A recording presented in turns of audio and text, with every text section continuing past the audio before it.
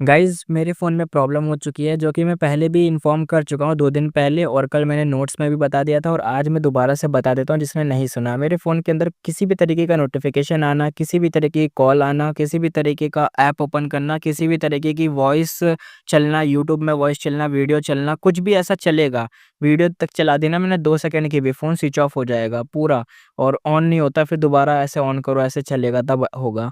और बस यही मेरे को बताना था, जितना मेरे पास बजट है उसमें मैं न्यू फ़ोन अभी ले नहीं सकता, 1500 मेरे पास बजट है यानी ₹1500 का बजट है, उतना ही मेरे पास है, जितना मुझे सपोर्ट मिला था मैंने पैसे खर्च करे नहीं और उतने ही बचे हुए पैसे हैं, तो अब फ़ोन तो मिलेगा नहीं।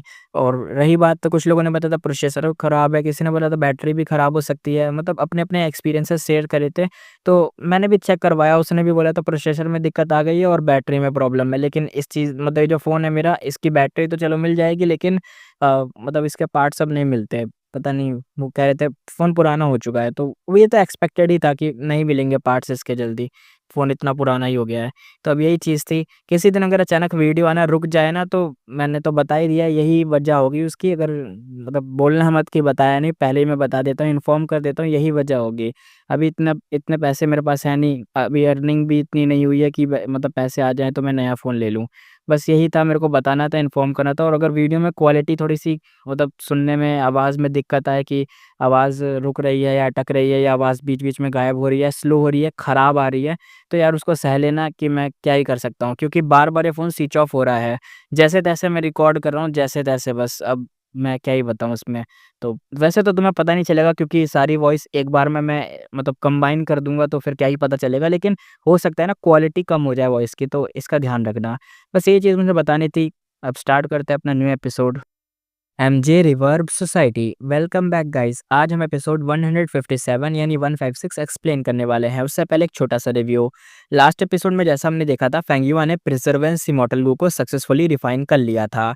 अब स्टार्ट करते हैं न्यू एपिसोड। प्रिजर्वेंस इमॉर्टल गू इस वक्त सक्सेसफुली रिफाइन हो गया था। रिवर्स फ्लो रिवर के बाहर सब इमॉर्टल्स चुप हो गए थे। वो लोग देखे, रिवर्स फ्लो रिवर अभी भी धीरे धीरे फ्लो कर रहा था।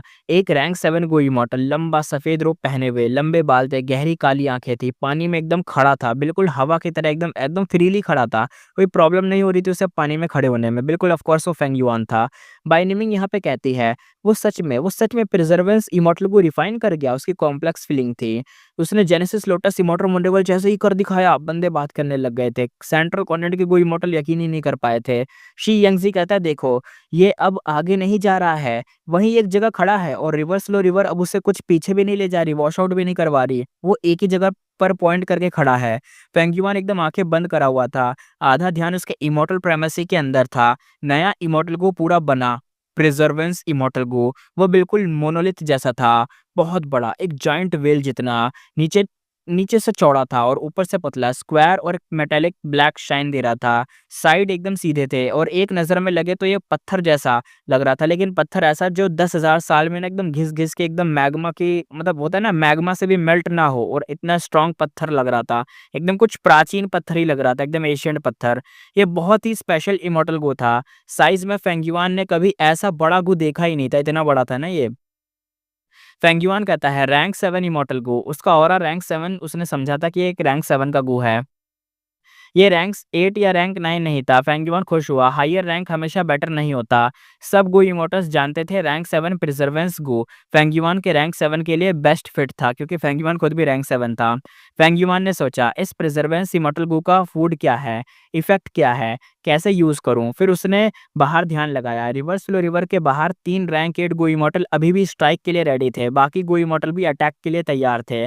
पेंगुइन कहता है इस प्रिजर्वेंस बू को ओन करके मैं रिवर्स फ्लो रिवर को मतलब कॉन्करर कर सकता हूँ। वो जल्दी ही महसूस किया कि रिवर्स फ्लो रिवर अब उसके पास एक पेट डॉग जैसा ओबीडिएंट हो गया है, यानी उसके साथ एकदम पेट जैसा हो गया है। जो पहले एक तरीके से इमेंस प्रेशर दे रहा था, वो सारा प्रेशर गायब हो गया। फेंगयुआन बिना मूव किए खड़ा था। रिवर अब उसके अगेंस्ट नहीं जा रहा था। वो गुवॉम को रिवर में फ्रीली यूज कर सकता था, इमोटर प्राइमेसी के एंट्रेंस इजीली खोल सकता था। यानी अब फेंगयुआन कुछ भी कर सकता है रिवर के अंदर, वो इजीली किसी भी गुवॉम को यूज कर सकता है अपने वाले, जो कि यूज नहीं कर सकते थे, लेकिन अब भाई अपना कर सकता है। फेंगयुआन खुश हुआ। पहले उसने मा होंगे उनका कॉर्प्स इमोर्टल प्राइमेसी में रखा, मा होंगिन की सोल अभी प्राइमेसी में ही थी। उस सोल में ऑल लिविंग बीइंग्स लक और ट्रू इनहेरिटेंस का हिस्सा था थोड़ा बहुत। फेंग युआन ने इस पे नज़र रखी थी। इंपीरियल कोर्ट ब्लेस्ड लैंड में मा होंगिन और ज़ाओ लियनन दोनों की वो इनहेरिटेंस प्रोटेक्ट कर रहा था और दोनों को एक तरीके से पोर्शन मिला था। मैंने दोनों का हिस्सा कुछ मिल गया था। मतलब ऐसा मान लो कि दोनों देखो ज़ाओ लियान तो उड़ के चली गई, लेकिन जो मा होंगिन है उसका तो हिस्सा मिला ही है ना, एक हिस्सा इसके पास ही है। फेंग युआन कहता है अब मा होंगिन की सोल मेरे हाथ में है, उसका जो पोर्शन मेरा होगा। क्या अफ़सोस की बात है कि ज़ाओ लियान रैंक 9 इमॉर्टल वू लेके चली गई, यानी उसको कैप्चर ही नहीं कर पाया, वो तो चली गई यहाँ से। फेंग युआन की नज़र में मा होंगिन की सोल बहुत ही वैल्यूएबल थी। बॉडी बस गुड रिफाइनमेंट मटेरियल थी, चाहे उस पर ऑल लिविंग मतलब एक तरीके से रिफाइनमेंट ट्राई हो चुका हो, लेकिन फिर भी कुछ फ़ायदा नहीं था। फेंग युआन कहता है अगर वो ज़ाओ लियनन कैप्चर कर लेता तो शायद उसके यूज़ करके वो गू इमॉर्टल से नेगोशिएट कर सकता था, लेकिन पहले ज़ाओ लियनन इमॉर्टल गू की वजह से जो लव इमॉर्टल गू था, उसकी वजह से खतरनाक मिरेकल करके यहाँ से भाग गई थी। तो वो हमने देखा भी था। वाई लिंगयांग कहता है नॉर्थर्न प्लेस ल्यू गुआंगी, सोचा नहीं था कि ये बैटल तुम्हारी फेम बना देगा। ज़ाओ लियनन एकदम चीख कर बोली मैं चाहती हूँ तुम मरो, मैं चाहती हूँ तुम मरो, हेटेड टुवर्ड फेंग युआन, यानी वो सोच रही थी कि फेंग युआन ने मा होंगिन को मार दिया ना, इसलिए वो कह रही थी तुम मर जा, तुम मर जा। उसका प्यार मा होंगिन के लिए अब फेंग युआन के लिए नफरत बन गया था। ओल्ड इंस्ट्रक्टर शुहू कहता है ल्यू गुआंगी even if you become a reverse flow river lord so what, यानी क्या फायदा, मतलब बन के भी क्या कर लिया तूने। वो एकदम कोल्ड स्माइल दे रहा था। जो अपना ग्रैंडपा माओ था, यानी वो जानवर, वो एकदम रूथलेस था। वो कहता है लड़के तू काबिल है, पर यही सब है बस। तुमने मा होंगिन को मारा, तुमने मुझे पहले ही फेल कर दिया। बाहर आ जाओ रिवर्स फ्लो रिवर्स से, मैं एक थप्पड़ में तुम्हें मार दूंगा, ज्यादा दर्द भी नहीं होगा। और हाउल कर रहा था। फेंग युआन अंदर से एकदम भाई दांतों को दबा के कहता है डैम इट, अब रिवर्स फ्लो रिवर में सिर्फ वो अकेला था, पर सिचुएशन उसके फेवर में अभी भी नहीं थी। वो फंसा हुआ था प्रिजर्वेंस इमोर्टल को रिफाइन करके, और रिवर्स फ्लो रिवर को कॉन्कर करने के बावजूद वो इनिशिएटिव नहीं ले पा रहा था। वो जिंदा बच के भाग नहीं पा रहा था। खासकर मा होंगिन को मारने और ज़ाओ लियनन को खोने के बाद फेंग युआन एक तरीके से पैसिव पोजीशन में था। 3 रैंक 8 गो इमॉर्टल बहुत एक्सपर्ट भी थे उसमें से, कुछ तो हेवंसविल के इन्फ्लुएंस में भी थे। फेंग युआन ने चारों तरफ से देखा, हर तरफ से फंसा हुआ था। वो ट्रैप में था। प्रिजर्वेंस इमॉर्टल को रिफाइन करने से उस पर बाकी सबकी नज़र पड़ी थी और बहुत सारा अटेंशन ग्रैब कर लिया था। ओल्ड इंस्ट्रक्टर शिहू अचानक सांस छोड़ा और ठंडी हवा ली, और ठंडी हवा रिवर्स फ्लो रिवर पे गिरती है। पानी धीरे-धीरे फ्लो कर रहा था, सरफेस लाइट से फ्लिकर कर रहा था। जब कोल्ड एयर वापस रिफ्लेक्ट हुआ, ओल्ड इंस्ट्रक्टर शिहू डॉज कर गया। रिवर पानी में देखते हुए हँस पड़ा। ओल्ड इंस्ट्रक्टर शिहू कहता है ल्यू गुआंगी तुमने मेरा प्लान फेल कर दिया। अगर अब सरेंडर कर दो और रिवर्स फ्लो रिवर दे दो, मैं तुम्हारी ज़िंदगी तो बचा दूँगा। तू मेरे स्लेव मतलब स्लेव बनेगा मेरा, पर रेसिस्ट करोगे तो मैं एंश्योर करूँगा कि तुम मतलब चाहो या ना चाहो लेकिन मर जाओगे तुम। और अगर कुछ भी नहीं माना तो मैं तेरे को ऐसी मौत मरने भी नहीं दूँगा और मौत भी मतलब दे दूँगा। पता नहीं क्या कहना चाह रहा है कि मतलब होता है ना टॉर्चर करना, वैसी हालत करना चाह रहा है फेंग युआन की, ऐसा कह रहा था। रिवर्स फ्लो रिवर हर अटैक को रिफ्लेक्ट कर रहा था, पर ओल्ड एसेटर शो सब ईज़िली डॉज कर रहा था। उसने धमकाया कि ल्यू गुआंगी अगर सोचता है रिवर्स फ्लो रिवर तुझे बचाएगा तो भूल जा। ये हेवन एंड अर्थ का शेड्यूल डोमेन है, पावरफुल है पर लिविंग नहीं है। हर अटैक रिफ्लेक्ट करने में इसका पानी यूज़ होता है। आखिर में रिवर सूख जाएगी और तू मर जाएगा। जैसे-जैसे शुहू अटैक करता गया, रिवर्स फ्लो रिवर का पानी धीरे-धीरे कम होता गया, थोड़ा ही सही पर खत्म होने लगा। फेंग युआन ने बोला, ओल्ड इंस्ट्रक्टर शुहू, तुम नॉर्थर्न प्लेन्स के नंबर 1 रैंक 8 के एक्सपर्ट इमॉर्टल हो, फिर भी नहीं जानते कि तुम्हारा गू रिफाइनमेंट प्लांट सेंट्रल कॉन्टिनेंट के गू इमॉर्टल ने बिगाड़ा है, और हो सकता है लॉन्गेविटी हेवन का ट्रैप भी था। मैं तो बस यहाँ कोइंसिडेंस से आया था। तुम इतने बड़े दुश्मनों को छोड़कर मेरे जैसे छोटे इंसान पर टारगेट कर रहे हो। ये सुनकर बी चेन तियान और वाई लिंग यांग अलर्ट हुए, थोड़ा पीछे हट गए, क्योंकि यहाँ पे फेंग युआन अब मैनिपुलेट करके इनको फंसाने के चक्कर में था। तो यहाँ पे माओ ली क्यों बोला, ओए लड़के डिस्कार्ड फैलाने पे मतलब तू बहुत प्रो है ना, मतलब वही मैनिपुलेट करने में। तो ओल्ड इंस्ट्रक्टर शुहू थोड़ा हैरान हुआ। वो कहते ल्यू गुआंगी लगता है भूल गया है तू, ये रिवर्स फ्लो रिवर पहले मेरा था, मैं ओनर था। तुमने मेरा डोमेन चुरा लिया, मा होंगिन को मारा, मेरी उम्मीद तोड़ दी। जब तक मैं तुम्हें मार नहीं देता मेरा गुस्सा तो शांत होगा नहीं। तो फेंग युआन ने भी रिप्लाई कर दिया। फेंग युआन ने बोला, ओल्ड एंसेस्टर शुहू, हम दोनों नॉर्थर्न प्लेन्स के हैं। ये फेरेट लॉन्गेविटी हेवन का है और ये सेंट्रल कॉन्टिनेंट के लोग हैं। 10 ग्रेट सेक्ट के, हेवनली कोड के, राइटियस पाथ के भी हैं। हम दोनों डेमोनिक पाथ के हैं और राइटियस पाथ डेमोनिक पाथ कभी मिक्स नहीं होते। हम साथ मिल के काम कर सकते हैं। हाँ, मैंने रिवर्स फ्लो रिवर ले लिया और चांसेस हैं कि लॉर्ड भी बन गया हूँ, पर हम कॉर्पोरेट कर सकते हैं। मैं रिवर्स फ्लो रिवर तुम्हें यूज़ करने दे सकता हूँ। मेरी हेल्प से ये और पावरफुल बनेगा। हाँ, मैं मा होंगिन को मारा था, ये इंटर्न एक तरीके से अपने में जानबूझ के मैंने नहीं मारा, मैंने बस हल्का-सा उसे पकड़ा था। वो खुद के ही एकदम दबाव से मर गया क्योंकि वो पहले ही थका हुआ था, मेंटली भी बहुत ज़्यादा ब्रोकन था। वो वैसे भी मर जाता, चाहे मैं उसे छूता, चाहे कोई और छूता, वो मरना ही था उसको और मैं तो बस ऐसी सिचुएशन में फँस गया। वो मर गया, फॉर्च्यून रिवीलिंग हेवन का इफ़ेक्ट भी खत्म, तुम्हारा रिवेंज समझता हूँ पर तुम्हें ट्रिब्यूलेशन फेस करनी है। मुझे मारने से क्या फ़ायदा? गुस्सा निकल जाएगा पर ट्रिब्यूलेशन ईज़ी हो जाएगी क्या उससे? फेंगयुआ ने सर हिला के बोला, शायद और मुश्किल हो जाए, रिवर्स फ्लो रिवर इतनी बड़ी है, इसे ड्रेन करते हुए तुम एनर्जी वेस्ट करोगे, ऊपर से फॉर्च्यून रिवीलिंग हेवन भी रिफाइन नहीं कर पाओगे। ओल्ड एंसेस्टर शू तुम्हारा परिवार है, तुम ओवरलॉर्ड हो, नॉर्थर्न प्लेस के नंबर 1 डेमोनिक ओवरलॉर्ड हो। अगर तुम ट्रिब्यूलेशन में मर गए या ज़्यादा चोट खा गए, सब दुश्मन और राइटियस लोग तुम पे भाई एकदम खुश हो जाएँगे और तुम तो देखो क्या होगा तुम्हारा। और लेडी वाशु जो तुम्हारी बीवी है वो तो रो देगी। स्नोई माउंटेन ब्लेस्ड लैंड बर्बाद हुआ, रिफाइनमेंट फेल हुआ, पर जब तक तुम ज़िंदा हो, नया बना सकते हो, रिसोर्स को लूट सकते हो, फिर से गो रिफाइन कर सकते हो। ये राइटियस पाथ इमॉर्टल्स के इंटेंशन खराब हैं। हम मिलके इनको खत्म कर सकते हैं। मैं ली गुआंगी, नॉर्थर्न प्लेन्स का डेमोनिक पाथ इमॉर्टल, तुम्हारे साथ मिलके बड़े गोल्स अचीव करने के लिए रेडी हूँ। फेंग युआन एकदम फुल कॉन्फिडेंट टोन में बोल रहा था, उसके वर्ड्स में फुल एश्योरेंस था। ओल्ड एंसेस्टर शिहू ने सुना तो उसका गुस्सा थोड़ा-सा कम हुआ। जो फेंग युआन बोला उसमें सेंस था। गुस्सा होने के बावजूद शिहू अभी भी लॉजिक से सोच रहा था। फेंग युआन उसके पॉइंट ऑफ व्यू से बात कर रहा था, प्लान उसके बेनिफिट के हिसाब से बना रहा था। कैसे इफेक्ट नहीं करता, करना तो था ही, यानी मैनिपुलेट हो ही रहा था धीरे-धीरे। शिहू रैंक 8 था, बड़ा सेटबैक लगा था, पर उसके एम्बिशियस अभी भी ज़िंदा थे। उसको फेलियर तो देखो होता ही है हर जगह, लेकिन फ्यूचर ज़्यादा मैटर करता है ना। उसको फ्यूचर में भी गो रिफाइन करना ही था, मटेरियल कहाँ से आता है, ये सब भी तो लाने पड़ेंगे ना। हुँ। उसने ऑटोमेटिकली नज़र डाली बी चेन वाई लिंगयांग और डॉग टेल फेरट पर। उन्होंने शिहो की गेज़ महसूस की, दोनों टेंस हो गए। माओ लिक्यू ऑफेंड हुआ, उसके बाल खड़े हो गए, दाँत दिखाकर शिहो को घूर रहा था। यिंग वुशी अंदर से इरिटेट हुआ, कहता है कि ये बंदा कितना चालाक है, यहाँ पे भी फ़ायदा उठा रहा है, मैनिपुलेट कर रहा है। अगर पहले होता तो शायद शिहू और फेंगयुआन के अलायंस का सपोर्ट करता। फेंगयुआन का सवेनियर इमॉर्टल बॉडी तो सेटस मतलब शैडो सेट का हज़ारों साल का एफर्ट का रिज़ल्ट है। पर अब फेंगयुआन ने उसको हंट किया और रिवर्स वाला रिवर कॉन्करर किया। यंग वुशी का ट्रस्ट पूरा टूट गया है। अगर चांस मिला तो वो ज़रूर फेंगयुआन को मार के एलिमिनेट करेगा। पर अभी वो चुप रहा था यंग वुशी, क्योंकि वो चुप ही रहेगा, क्या बोलेगा वो यहाँ पे? इतने बड़े-बड़े लोग हैं, यहाँ पे मुँह खोलेगा तो इसकी कब्र ना बन जाए इधर। पर्पल माउंटेन ट्रू मोनार्क उसके हाथ में डीप स्लीप में था। जब लगता तब उसे एनिमी के लिए क्लियर हो, मतलब देखो अभी सोच रहा था जब समय आएगा यानी टाइम आएगा ना तभी वो कुछ क्लियर होगा, तभी वो कुछ डिसाइड करेगा, अभी नहीं। अभी यिंगुइशी को लो प्रोफाइल में रहना था ताकि सब भूल जाए सब लोग। शैडो सेट अपने सबसे वीक मोमेंट पे था, इसलिए अभी वो शांत रह रहा था। सेंट्रल कॉन्टिनेंट के गो इमॉर्टल्स भी अलर्ट थे। उन्होंने ज़ाओ लियन को वापस तो पा लिया पर रिट्रीट करने से डर रहे थे, कहीं उनका मतलब एक तरीके से सबका टारगेट यही ना बन जाए। पूरा सीन एकदम डेडलॉक में था, सब अपनी-अपनी जगह पे ही सोच रहे थे, कोई भी मूव नहीं कर रहा था। ना शिहू, ना सैडोसैक्ट, ना सेंट्रल कॉन्टिनेंट, ना ही लॉन्गेविटी हेवन और ना ही फेंगयुआन। किसी के पास अभी ओवरपावरिंग स्ट्रेंथ नहीं थी कि वो सबको ओवरपावर करके कुछ भी कर ले। अभी सबके पास ऐसी कोई स्ट्रेंथ नहीं थी। सबकी नज़र अब शिहू पे थी, उसका डिसीजन मैटर करता था। थोड़ा सोचकर शिहू ने बोला ठीक है, अलायंस करते हैं। पेंगुइन अंदर से खुश भी हो गया, एकदम खुशी से भर गया कि चलो अब मज़ा आएगा। सही बात है, ये शुहू रैंक 8 का नंबर 1 इतना पावरफुल बंदा है नॉर्थर्न प्लेन्स का और फेंगयुआन के पास रिवर्स फ्लो रिवर है, तो मज़ा तो आएगा। अब आस-पास भी ये लोग सब देख रहे थे। ये देख के सबके चेहरे बदल गए। फेंगयुआन ओल्ड एंसेस्टर शुहू को मनाने ही वाला था, चाहे सेंट्रल कॉन्टिनेंट हो या लॉन्गेविटी हेवन, सब एक तरीके से टेंस हो गए। ओल्ड एंसेस्टर शुहू नॉर्थर्न प्लेन्स के डेमोनिक पाथ का नंबर 1 रैंक 8 था। अगर वो फुल पावर लगाता तो माओ लिक्यू, बी चेनतियान, वाई लिंगयांग के सामने भी फेंगयुआन को पकड़ सकता था।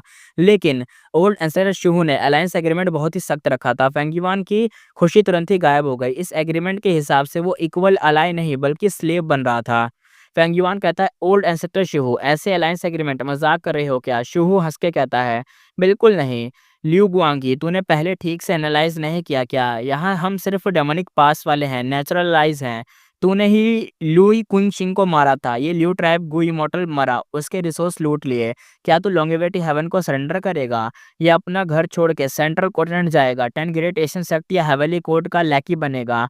मैं ही तेरा एक ऑप्शन हूँ। वो रुका, फिर यिंगुइशी की तरफ देखा। मेरे अपने भी कुछ दिक्कतें हैं, मेरे एग्रीमेंट्स हैं। अगर लगता है तू भी दुश्मन हो, मैं एक और रैंक 8 को ऑफेंड नहीं कर सकता। रैंक 7 गो इमॉर्टल रिवर्स रिवर के लिए है ना?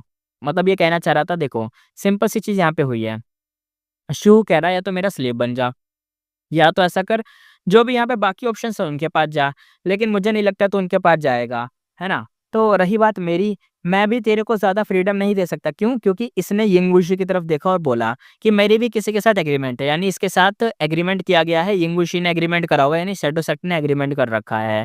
और शैडोसेट के पास एटलीस्ट अभी एक तो एक रैंक 8 बंदा है पर्पल माउंटेन, इसलिए ये भी कह रहा है कि मैं एक रैंक 8 को ऑफेंड थोड़ी ना करूँगा, पर्पल माउंटेन को थोड़ी ना ऑफेंड करूँगा तेरे लिए। तेरे पास रिवर्स फ्लो रिवर है, रैंक 7 है तू, लेकिन फिर भी यिंगवुशी का दिल थोड़ा-सा धड़का। ओल्ड एंसेस्टर शिहू सच में फेंगयुआन को मनाना चाह रहा था, पर साथ ही वो शैडोसेट और पर्पल माउंटेन ट्रू मोनार्क को प्रोब भी करा था। सबने देखा था कि पर्पल माउंटेन ट्रू मोनार्क पागल हो गया था। अगर वो सच में पागल ही है और खुद को कंट्रोल नहीं कर सकता, तो ओल्ड एंसेस्टर शिहू उन पर अटैक कर सका था। एक पागल रैंक 8 को मारना बहुत फ़ायदा दे सकता था। ओल्ड एंसेस्टर शिहू का गो रिफाइनमेंट फेल हुआ, स्नोई माउंटेन वेस्टलैंड डिस्ट्रॉय हो गई, उसकी सारी इन्वेस्टमेंट बर्बाद हो गई। फेंगयुआन का चेहरा सख्त हो गया। Old ancestor Shihu demonic path का ओवरलॉर्ड था। फूल करना तो मुश्किल था। फेंगयुआन को पहले मतलब उसे बोलना थोड़ा-सा हिला दिया था, उसके जो बोल थे यानी वर्ड्स से हिला दिया था, पर ओल्ड एंसेस्टर शिहू अभी भी यही सब चालें चल रहा था। वो फेंगयुआन के लफ्ज़ों से फ़ायदा उठा रहा था और थोड़ा-सा सस्पिशियस चीज़ें भी हो गई थी और प्रोब भी कर रहा था, टीज़िंग टाइप का। फेंगयुआन जानता था कि वो माओलिक्यू यानी वो जो ग्रैंडपा चीज़ है या जानवर है या वाई लिंगयांग के साथ कोऑपरेट तो नहीं कर सकता। लॉन्गेविटी हेवन अपने डिसेंडेंट्स के लिए डिफेंसिव है। फेंगयुआन ने ये लुई क्विंगशिन को मारा था, यानी वो लॉन्गेविटी हेवन हुआनजिन ट्राइब का बंदा था। तो भाई ये लॉन्गेविटी हेवन ऑफेंड हो गया, हुआनजिन ट्राइब। मा होंगिन को मारने के बाद लॉन्गेविटी हेवन जाना तो मौत बुलाने जैसा था और सेंट्रल कॉन्टिनेंट जाना तो मुमकिन ही नहीं है। उनके पास विज़डम पाथ है, तो भाई उससे बचने के तरीके तो क्या बोलें, उन पे भरोसा कर ही नहीं सकते। यूजुअली वो इमॉर्टल प्राइमेसी या साउथर्न बॉर्डर या सुपर गू फॉर्मेशन आइसोलेशन पे डिपेंड कर सकता था सेंट्रल कॉन्टिनेंट के इमॉर्टल डिडक्शन से बचने के लिए। अगर वो सेंट्रल कॉन्टिनेंट गया तो हेवनली कोर्ट की फेरी ज़ीवी को पता चल जाएगा, उसकी आइडेंटिटी एक्सपोज़ हो जाएगी और ट्रायल होगा। वो डीमन जजमेंट बोर्ड पे लिस्टेड है। सैडोसेक्ट भी नहीं जा सकता क्योंकि भाई सविनर इमॉर्टल फेटिश भी उनका ही चुराया हुआ है, तो वहाँ जाना तो नामुमकिन इम्पॉसिबल। इसलिए यहाँ ओल्ड एंसेस्टर शिहू उसका इकलौता ऑप्शन था। लेकिन अब ओल्ड एंसेस्टर शिहू ने का वो मतलब एक तरीके से मदद तो करेगा, लेकिन देखो कंडीशन एक्सेप्ट करनी पड़ेगी और कंडीशन हम जानते हैं खराब ही थी। स्लेव टाइप का था, स्लेव बन जाना पड़ेगा। ओल्ड एंसेस्टर शिहू एकदम कहता है, "अगर तू एग्री करेगा तो मैं तेरी सेफ्टी इंश्योर करूँगा। अगर नहीं, मैं रिवर्स वाले रिवर पे अटैक कर दूँगा और आज ही तू यहीं मर जाएगा। कोई और रास्ता नहीं।" वो फेंगयुआन को एकदम घूर के डिसीजन लेने को फोर्स कर रहा था। फेंगयुआन कहता है, "सोचने दो।" ओल्ड एंसेस्टर शिहू कहता है, "मैं तुझे 3 सांस का वक़्त दूँगा।" वो एकदम भाई ठंडी-ठंडी हवा छोड़े जा रहा था। फेंगयुआन को 3 सांस का वक़्त दिया गया था। 3 सांस कितना होता है? 3 सेकंड बस। फेंगयुआन कहता है, "इट वाज़ ट्रूली मर्सिलेस।" फेंगयुआन मुस्कुराया। उसे पता था कि ओल्ड एंसेस्टर शिहू को बेवकूफ़ बनाना इम्पॉसिबल है। तो वो कहता है, "तो चलो ओल्ड एंसेस्टर शिहू, देखते हैं आपके मेथड्स भी।" शिहू जो है वो हँस पड़ा। कहता है, "हा, हा, हा! रिवर्स फ्लो रिवर का लॉर्ड किसी के आगे झुकता नहीं। मैं तुझे तब तक मारूँगा ना जब तक तू दया की भीख ना माँग ले।" कोल्ड एयर की वेव्स आगे बढ़ी। रिवर्स फ्लो रिवर का पानी ना रेज करने लगा। शिहू के अटैक को रिफ्लेक्ट कर रहा था। फेंगयुआन स्टिल खड़ा था, अभी कुछ नहीं कर सकता था, बस डिफेंस में था। पेंगुइन सोचता हुआ कहता है, "मुझे यहाँ से बचकर निकलना ही होगा।" उसने सेंट्रल कॉन्टिनेंट के लोगों की तरफ देखा। "क्या वेट कर रहे हैं? ये चाहते तो नॉर्थर्न प्लेन्स के गो इमॉर्टल तुम्हें भी खत्म कर दें। ये क्या कर रहे हैं?" ज़ाओ लियान चिल्लाई, "मर्डरर है, पहले खुद अपनी मौत देख ले।" दूसरे लोग तो भाई चुप थे। वाई लिंगयांग, वी चेंटियान भी एकदम स्टैच्यू जैसे थे, ज़ीरो रिएक्शन था। पेंग युआन कुछ बोलने ही वाला था कि माओ ली हँस पड़ा। वो कहता है, "छोड़ो ये ड्रामा, शिहू ना मारे तो भी मैं तुझे मार दूँगा।" और तुरंत ही अटैक करा। उसके मुँह से निकली पर्पल मिस्ट जो रिवर्स फ्लो रिवर के ऊपर घूमकर और ज़्यादा खाने लग गई पानी को। पेंग युआन अंदर से सोचा, ये सब रैंक 8 लोग इतने स्मार्ट हैं, वर्ड्स से कुछ नहीं होने वाला, अब मुझे खुद ही कुछ करना पड़ेगा। वो पानी की तरफ देखता है और एक आइडिया फ्लैश होता है। उसने एक इमॉर्टल को एक्टिवेट करा और रिवर उसकी मर्ज़ी से हिलने लगी। पेंगुइन दिमाग में कहता है, "अगर मैं प्रिजर्वेंस इमॉर्टल को एक्टिवेट करता रहूँ, तो मैं ही रिवर्सल रिवर का असली लॉर्ड बन जाऊँगा और इसी रिवर के अंदर मैं और भी गू यूज़ कर सकता हूँ।" उसने स्ट्रेंथ पाथ का पुलिंग वाटर गू यूज़ किया। पानी को मूव कर सकता था पर स्लो था, एस्केप पॉसिबल नहीं था। फेंगयुआन सोचता हुआ कहता है, "शूहू भी रिवर का यूज़ करके फॉर्मेशन बना रहा था। मैं भी बना सकता हूँ, मेरे पास प्रिजर्वेंस गू है। मैं इस रिवर को फ्रीली कंट्रोल कर सकता हूँ, शायद एक इमॉर्टल किलर मूव भी बना सकता हूँ।" और बस वही हुआ। वाटर पाथ के ग्रैंड मास्टर होने की वजह से वो किलर मूव का भाई मतलब अच्छा खासा बेस बना लेता है। बट उसे लगता है कि नॉट इनफ स्ट्रेंथ, अभी भी स्ट्रेंथ कम है, तो स्ट्रेंथ लानी पड़ेगी पानी के अंदर। तब उसे याद आता है मैरिड सेल्फ, उसका अपना किलर मूव जो उसने रीबर्थ के बाद बनाया था। वाटर और स्ट्रेंथ दोनों से मास्टरी होने से वो सक्सेस के करीब पहुंच गया। और फिर एक और आइडिया फ्लैश हुआ, ये लुई कुंगशिंग को किलर जो ले लुई किंगशिंग था उसका किलर मूव था जिसमें वो स्टार फ्रेगमेंट का यूज़ करता था। वही कॉन्सेप्ट यहाँ रिवर सोलो रिवर के साथ वो यूज़ करने की सोच रहा था। बस सब पार्ट्स मिल गए थे, स्केलेटन भी रेडी है, मसल्स भी रेडी हैं, विंग्स भी रेडी हैं, ब्लड वेसल्स भी रेडी हैं, सब रेडी था। फेंग युआन ने छोटी सी ड्यूरेशन में ही एक नया इमॉर्टल किलर मूव क्रिएट कर दिया। उसकी आंखों में शाइन आई। वो कहता है, immortal killer move, married self, second style. और इनफ अटेनमेंट लेवल होने की वजह से भाई के पास अटेनमेंट लेवल की तो कमी है नहीं, ग्रैंड मास्टर है, स्ट्रेंथ में भी ग्रैंड मास्टर है। तो वहीं पे उसने अपना इमॉर्टल किलर मूव बना लिया था जिसने उसने नाम रखा था मैरिड सेल्फ, और इसका सेकंड स्टाइल था इसलिए सेकंड स्टाइल। पर मूव अभी भी एक तरीके से इनकम्प्लीट था, यूज करना पॉसिबल नहीं था। बैम बैम आवाज आई, ओल्ड एंसेस्टर शिहू और माओलिक्यू dog tail life ascending ferret में यानी माओलिक्यू दोनों अटैक कर रहे थे मिलकर। नॉन स्टॉप अटैक हो रहे थे, वाटर की वेव ना एकदम उथल पुथल हो रही थी, रिवर के जो लेवल था वो गिरने लग गया था। फेंग युआन ने सोचा इस स्पीड से तो मेरे पास अभी टाइम है। उसका दिल थोड़ा सा शांत हुआ। रिवर सोलो रिवर एक हेवन एंड अर्थ का डोमेन था। दो रैंक 8 की अटैक के बावजूद ज़्यादा डैमेज नहीं हुआ क्योंकि दोनों अपनी फुल पावर यूज़ नहीं कर रहे थे, एक दूसरे से अलर्ट थे। इसलिए सेंट्रल कॉन्टिनेंट वाले भी यही वेट में कर रहे थे, वो भी कुछ नहीं कर रहे थे, वेट कर रहे थे। इसी कॉम्प्लिकेटेड सिचुएशन में फेंग युआन को थोड़ा रिलीफ मिला, वो कामली अपना मूव टेस्ट कर सकता था। पहला अटैम्प्ट सबसे पहले एक्टिवेट किया प्रिजर्वेंस इमॉर्टल को ताकि वो फ्रीली रिवर को कंट्रोल कर सके। फिर उसने कई वाटर पाथ मॉडल को एक्टिवेट करे और सब वो उसके प्रेमिस से ऊपर उड़ने लग गए थे। ब्लू लाइट छोड़ी, पर कुछ सेकंड में ब्लू लाइट रेड हो गई, वाटर वेपर गर्म हो गया और यहाँ पे फेंग युआन फेल्ड हो गया। और वो फेल्ड भी कहता है। उसने एसेंस को दोबारा से रोका, क्रैक क्रैक आवाज आई, कई मॉडल को यहाँ पे एक्सप्लोड हो गए क्योंकि हम जानते हैं ऐसा तो होता ही है। फेंग युआन ने कामली एनालाइज किया और यहाँ पे एनालाइज करने के बाद ब्लू कोल्ड लाइट आनी चाहिए थी पर रेड क्यों आई, थोड़ा सा डिडक्शन किया और समझ गया दो मॉडल वो एक दूसरे के अपोजिट इफेक्ट वाले थे। इसलिए उसने तुरंत ही एक चेंज करा और ट्रेजर येलो हेवन से नए वाटर पाथ मॉडल को खरीद लिए। सेटअप को मॉडिफाई करके सेकंड टेस्ट से स्टार्ट करा, फिर से प्रिजर्वेंस गू का यूज करके आसपास के वाटर और वाटर पाथ गू यानी मॉडल वाले जो गू थे उनका भी यूज करके फ्लाई करने लगा। पहले जो ब्लू वेपर था, फिर उसने पुलिंग वाटर इमॉर्टल को यूज करा जो कि रैंक 6 का था, एक्टिवेट करा। अब दोनों कोर गो एक्टिवेट हो गए थे, एक रैंक 7 और एक रैंक 6, प्रिजर्वेंस और रैंक 6 पुलिंग वाटर। दो मॉडल इमॉर्टल गो रेडी हो गए थे और बहुत सारे मॉडल वाले गो थे। रिस्क बहुत हाई था, अगर दोनों इंटरफेयर कर गए तो डिस्ट्रॉय हो सकते थे। फेंग युआन बहुत ही केयरफुल था। फिर भी इशू आ गया, पुलिंग वाटर को एक्टिवेट तो हुआ पर मूव के फ्रेमवर्क में मर्ज नहीं हुआ यानी अच्छे से मिक्स नहीं हो पा रहा था। फेंग युआन ने फिर से स्टॉप करा और बहुत सारे मॉडल को फिर से डिस्ट्रॉय हो गए। टेस्टिंग का मतलब ही लॉस होता है। इमॉर्टल किलर मूव बनाना चीप काम नहीं था। बाहर से अटैक अभी भी चल रहे थे पर फेंग युआन इग्नोर करके फुल फोर्स एकदम लगा रखा था डिडक्शन में। विजडम पाथ के ग्रैंड मास्टर होने के फायदा तो यहाँ पे मिल ही रहा था। कुछ ही सेकंड में उसने रीजन पकड़ लिया कि प्रिजर्वेंस और पुलिंग वाटर के बीच ब्रिज मॉडल गू सही से क्वालिटी काम नहीं कर रहे। यानी प्रिजर्वेंस और पुलिंग वाटर आपस में तभी मिक्स हो पाएंगे। दो रैंक 7 मतलब एक रैंक 6 और एक रैंक 7 में, अरे यार मैं कंफ्यूज क्यों हो रहा हूँ यहाँ पे। रैंक 6 और एक रैंक 7 दोनों आपस में तभी मिक्स हो पाएंगे जब तुम्हारा ब्रिज मजबूत होगा। ब्रिज कैसे मजबूत होगा? जब मॉडल गू अच्छे वाले होंगे या सही क्वालिटी के या सही तरीके से यूज़ किए जाएँगे। तो यही एक प्रॉब्लम थी जो उसने आइडेंटिफ़ाई कर ली थी। उसने कुछ गू रिमूव कर दिए और कुछ नए वाले ऐड करे, बैलेंस को एडजस्ट किया और फिर थर्ड एक्टिवेशन करा। इस बार सब स्मूथ गया। पुलिंग वाटर इमॉर्टल गो फाइनली मूव के फ्रेमवर्क में फ्यूज हो गया। रिवर्स फ्लो रिवर का पानी इंस्टेंटली वेव्स उठने लगे और मूव्स काम करने लग गए। पर गोल अभी भी बहुत दूर था। फेंग युआन बिना रुके लगातार एक्सपेरिमेंट करता रहा। उसकी ऑरा बहुत स्ट्रांग थी, कभी वीक कभी फ्लिकर कर रही थी। बाकी कोई इमॉर्टल देख रहे थे। बंदा कहता है ल्यू गुआंगी क्या कर रहा है, दूसरा कहता है लगता है इमॉर्टल किलर मूव टेस्ट कर रहा है। जब भी फेंग युआन एक्टिवेट करता गो बम की ऑरास लीक होती, सबको दिख रहा था। ऑरास को हाइड करने के लिए अलग किलर मूव चाहिए होते थे जो उसका डार्क असैसिनेशन था, पर अभी उसके पास उसके लिए टाइम नहीं था तो वो भी उसे एक्टिवेट नहीं कर रहा था, ऑरा को लीक होने दे रहा था। और वैसे भी सिर्फ ऑरा देखकर कोई गो बम को पहचान नहीं सकता। फेंग युआन बार बार ट्राई करता रहा, फोर्थ फिफ्थ कभी प्रोग्रेस होती कभी सेटबैक होता, कभी जीरो इमोशन थे। इन्हें ट्राई तो करता रहा। दूसरे इमोर्टल हंस पड़े, कहते पागल है क्या, स्पॉट पे किलर मूव बना रहा है। ऐसी सिचुएशन में इमोर्टल वनरेबल समझता है क्या खुद को ये, चाहे बना भी ले हम, मतलब क्या हम सबसे बच जाएगा क्या ये फिर भी। और पर क्या क्या हुआ ना, धीरे-धीरे ना सबके चेहरे बदलने लग गए क्योंकि भाई अब चेंजेस दिखने लग गए थे। अब भाई ने जब 21वां ट्राई करा, फेंगिवान ने हाथ आगे बढ़ाया, रिवर की तरफ बोला राइस, बैम आवाज आई, रिवर से एक बड़ा वाटर बॉल उठा और फट गया, पानी चारों तरफ बिखर गया। मूव तो फेल हुआ था, लेकिन इस बार कुछ प्रोग्रेस हुई थी, लेकिन भाई नाक से ब्लड भी निकल गया था। यूईएजी कहता उसका मूव रिवर्स वाले रिवर पे इफेक्ट कर रहा है। बूजेंसी कहता नहीं, वो रिवर्स वाले रिवर को यूज करके मूव बना रहा है।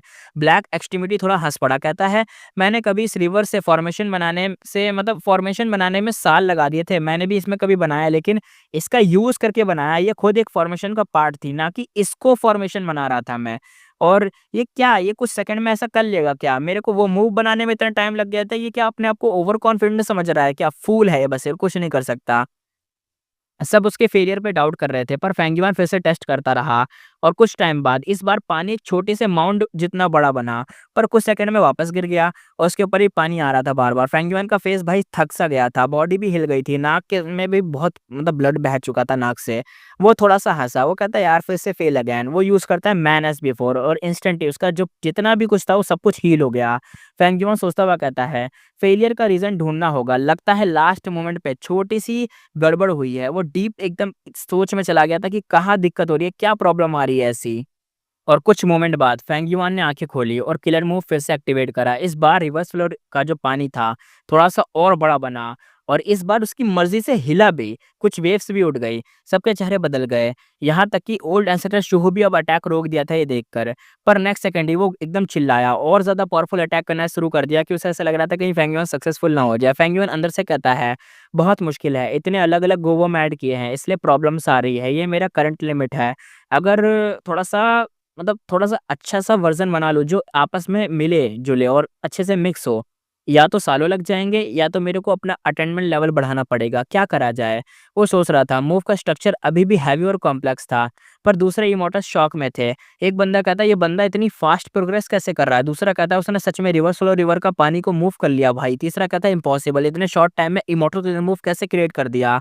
सबको कॉमन सेंस तो इतनी दिमाग तो था ही कि देख तो पा ही रहे थे, तो वो एकदम हिल गए थे देखकर भी। ऐसा लाइव उन्होंने कभी देखा नहीं था। फिर भी फेंगिवान रुका नहीं। शूहू, माओलिक्यू दोनों के अटैक्स और तेज हो गए थे, पर रिवर अभी भी इतनी बड़ी थी कि उन्होंने सिर्फ 5% तक ही कंज़्यूम करा था। यानी इतने अटैक के बाद भी उनका सिर्फ 5% पानी खत्म हुआ था। फेंगिवान ने फिर से हाथ उठाया। वो कहता है वन्स मोर राइज़। इस बार पूरा रिवर सोलर रिवर हिल गया, जैसे कोई ड्रैगन जाग गया हो। पूरा रिवर ऊपर उठ गया, स्काई में जाने लगा। किसी ने शॉक्ड वॉइस में बोला, "ये क्या हो रहा है?" रिवर ऊपर उठ गया, जैसे ड्रैगन और हेवन एक दूसरे को देख रहे हों। ये ड्रैगन सिंपल सी बात है, ये रिवर है ड्रैगन और आसमान में हेवन है तो उसको देख रहे हों। शुहू कहता है विशफुल थिंकिंग है। उसने दोनों हाथ से एकदम थप्पड़ जैसा एकदम ब्लो मारा और आइसी लाइट निकली और रिवर को हिट करी। पर रिवर्स वाले रिवर ने उसकी लाइट को रिफ्लेक्ट कर दिया, वापस उसी पे जाके लगी और कुछ ही सेकंड में पूरा ग्रासलैंड आइस प्लेन में बदल गया। कोल्ड वाइन्स, स्नो और एकदम टेम्परेचर भाई गिरने लग गया। रैंकेट की पावर पूरी दुनिया में फ़ील हो रही थी। फेंगियोन एक तरीके से शॉक्ड और स्टन्ड था, पर रिवर्स वाले रिवर का अंदर का जो टेम्परेचर था, वो सेफ था, उसमें कोई दिक्कत नहीं आ रही थी। बाकी इमोर्टल्स को भी उनके रैंकेट प्रोटेक्टर से वहाँ पे उनके दोस्त भी है ना, तो उन्होंने बचा लिया शिहो के अटैक से। यिंगुशी भाई पसीने-पसीने में था, तब पर्पल माउंटेन ट्रू मोनार्क जाग गया। वो कहता, "हाँ, मैं फाइनली जाग गया।" शिहू कहता है, पर ट्रू मोनार्क ने हाथ हिलाया। लाइट रिंग्स बने और कैप्चर करके स्काई में उछाल दिया। शैडो सेक्ट पहले रिट्रीट कर गया, यानी यहाँ पे जो अपना पर्पल माउंटेन ट्रू मोनार्क था, वो यहाँ पे इन लोगों को लेके चला गया। यिंग वुशी एक थोड़ा-सा एंग्ज़ायटी में था। वो कहता है, "लॉर्ड, वो तो सवेनियर इमॉर्टल बॉडी प्राइमस ही है ना?" ट्रू मोनार्क ने कामली कहा, "चिंता मत कर, मैं रिड्यूस कर चुका हूँ। वो नहीं मरेगा, वो निकल जाएगा यहाँ से।" यिंग वुशी डाउटफुल था, पर चुप रहा और तब रिवर्सफुल रिवर बाइट एक पूरी एकदम बहुत ज़्यादा ब्राइट ब्लू लाइट में चमक उठी और ब्लू ग्लो थंडरस क्लाउड जैसे घूम रही थी। सब इमोर्टल्स का ध्यान उसी पे एकदम आ गया था। फैंगिवान बीच में खड़ा था, हवा तेज चल रही थी, उसके बाल एकदम भाई स्लीव सब उड़ रही थी, उसकी आंखें एकदम इंटेंस थी। उसने बोला दोबारा राइज और पूरा रिवर एक तरीके से गरज उठा। थाउजेंड्स मैन जैसे रोर कर रहे थे। सीन ग्रैंड और डोमिनेटिंग था। Next moment blue light condense होने लगी, पूरा रिवर्स वाला रिवर छोटी सी डॉट में श्रिंक हो गया और एक ब्लू लाइट रोब में बदल गया। वो रोब स्नो वाइट थी, उसके सरफेस पे फ्लोइंग वाटर जैसे इफेक्ट थे और हल्की मिस्ट उसके इर्द-गिर्द घूम रही थी। एक डीप अज़ूरे लाइट रिबन जैसे उसके हाथ में और गर्दन तक कमर में एकदम लपेट गई। उसने बोला immortal killer move married self second style reverse flow protection seal successful complete. जितने भी इमॉर्टल्स थे एकदम शॉक्ड हो गए। वो कहता है वो सक्सीड कर गया, दूसरा कहता है इम्पॉसिबल, तीसरा कहता है उसने सच में रिवर्स फ्लो को यूज करके नया इमॉर्टल कलर मूव बना दिया। सबके मुंह तो बंद थे पर ओल्ड एंसेस्टर शिहू का चेहरा गुस्से से लाल था। वो कहता है मैं नहीं मानता। उसने अपने दोनों हाथ से सीधा फेंग युआन के ऊपर स्ट्राइक करा। एकदम से आइसी लाइट भाई तेज स्पीड से फेंग युआन की तरफ छूटी पर फेंग युआन रेडी था। उसने फेस किया और सीधा फ्रंट से आइसी लाइट उसकी बॉडी पे लगी पर पूरी ब्लैक हो गई अपने आप। रिवर्स फ्लो प्रोटेक्शन सील चमक उठा और वो आइसी लाइट रिफ्लेक्ट होकर सीधा ओल्ड एंसेस्टर शुहू पे चली गई। फेंग युआन अंदर से कहता है सक्सेस। दिल तेज धड़का फिर शांत हो गया। शुहू का अटैक उसके मूव को रियल टेस्ट दे रहा था और रिजल्ट इंसेन था। शुहू लाइट डॉज की चेहरा और ज्यादा रूथलेस हो गया। यहाँ पे माओली क्यों कहता है अब मैं ट्राई करता हूँ और एक सेकंड में वो गायब हुआ और नेक्स्ट मोमेंट ही वो फेंग युआन के पीछे अपीयर हुआ। एकदम डेडली क्लॉस था उसकी, एकदम तेज तरीके से मारा। ये जो जानवर है ना बहुत बड़ा है, इसका साइज कम मत समझना, बहुत बड़ा जानवर है ये। बूम आवाज है, एक लाउड एक्सप्लोजन हुआ, फेंग युआन बुलेट जैसा उड़ा और जमीन पे क्रैश हुआ और आईसी ग्राउंड एकदम वो जो गड्ढा था वहां बन गया, पूरा गड्ढा गड्ढा सा। सबके सामने वो धीरे से खड़ा हुआ, बिल्कुल सेफ था, ना एक स्क्रैच था ना ब्लड था, कुछ भी नहीं निकला। रोप पे थोड़ा सा डस्ट था, मिस्ट कम हो गई थी पर मूव इंटैक्ट था। माओली क्यू ने अपने क्लोज देखे और उसका राइट जो पाँव था, जो भी जिससे भी उसने हाथ मारा था, वो जो हाथ था भाई उसमें ब्लड भर गया, फ्लैश एकदम फट गया, नाखून टूट गए, स्किन स्किन उजड़ गई, बाल वाल सब गायब हो गए। ऐसा लग रहा पता नहीं क्या हो गया, वो ऑपरेशन कर दिया वो हाथ का ऐसा है। फेंग युआन तो एकदम फुल फाइन था लेकिन माओ ली क्यू वो इंजर्ड हो गया उसका हाथ है। इमोर्टस एकदम शॉक्ड हो गए। बंदों का मुंह ही बंद हो गया, जैसे एकदम मुंह में थूक आके निगल लेते हैं ना, वैसी हालत हो गई। बंदे कहते हैं क्या इमोर्टल किलर मूव है ये, माओली क्यों तो की डैमेज कर दिया। बीच एंतियान की आंखें तो फड़फड़ा गई। ब्लैक एक्सट्रीमिटी कहता है उसने एक्चुअली कर दिखाया। रैंक 8 का बीस्ट का जो पावर था वो रिफ्लेक्ट हो गया और सब डिसबिलीफ में थे। शुहू का जो भाई उसका तो दिमाग ही खराब हो रहा था शुहू। यिंग वुशी तो भाग रहा था, वो तो स्काई में था। वो कहता है इम्पॉसिबल, रैंक 7 ने रैंक 8 से बिना चोट खाए बच भी गया। ऐसे केस कभी हुए नहीं थे हजारों सालों में, सिर्फ फेंग जीजे ऐसा मॉन्स्टर था जो कि रैंक 8 से लड़ सकता था। और एक और नाम अब यहाँ पे जुड़ने वाला था, इसका नाम था लिu गुआंगी यानी अपना फेंग युआन। बू जेंसी शौक में कहता है सेंट्रल कॉन्टिनेंट का फेंग जीजे और नॉर्थर्न प्लेन्स का लिu गुआंगी। भाई साहब शू वो हल्का सा मुस्कुराया, कहता है लगता है मैं तुझे अंडरस्टिमेट कर गया। उसने हाथ पीछे ले लिया और अटैक को स्टॉप कर दिया। पर माओ लिक्यू एकदम फीरियस था। वो कहता तू मेरे सामने मुझे ही हर्ट कर गया, अब मर जा। उसने रेज में नॉन स्टॉप अटैक करा। फेंग युआन हर बार बाउंस होकर उड़ता गया और एक भी इंजरी नहीं हुई, लिटरली एक भी इंजरी, एक स्क्रैच तक नहीं आया, धूल नहीं उड़ी अंदर बिल्कुल भी, ऐसा था। डजन्स ऑफ ब्लो के बाद भी माओ लिक्यू खुद ही ब्लीड कर रहा था। उसकी सांस फूल गई, हर अटैक उस पे ही लग गया, उसकी कुत्ते जैसी हालत हो गई, जानवर ही कुत्ता कुत्ते से भी कुत्ता बन गया। माओली के अंदर से कहता है ये लड़का भाई क्या बोलूं, ये तो बड़ा खतरनाक निकला। हर बार जब भी मैं अटैक कर रहा हूँ मैं ही हर्ट हो रहा हूँ। ये कौन सा मॉन्स्टर पैदा हो गया नॉर्थर्न प्लेन्स का।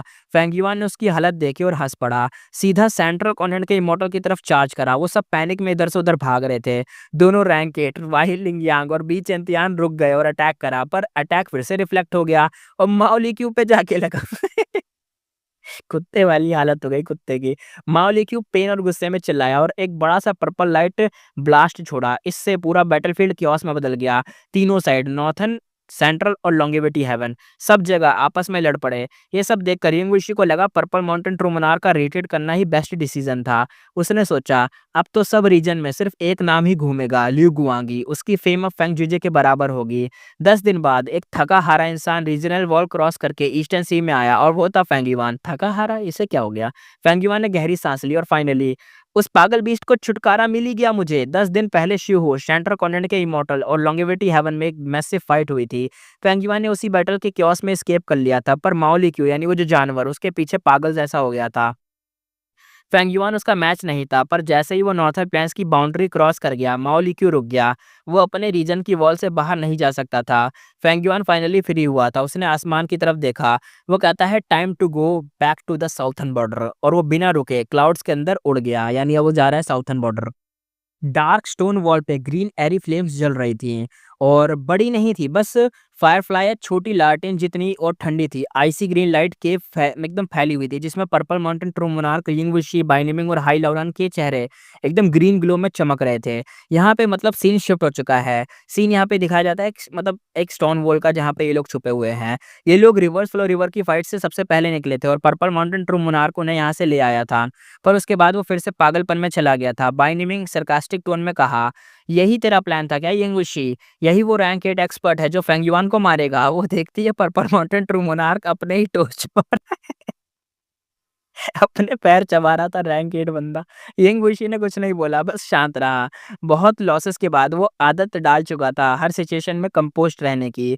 वो धीरे से कहता है, मैं फेंग युआन को अंडरएस्टिमेट कर गया। उसने प्रिजर्वेंस इमोर्टल को रिफाइन कर लिया और रिवर्स फ्लो रिवर का लॉर्ड बन गया। हेवेंस विल ने उसे टूल क्यों बनाया अब समझ आया।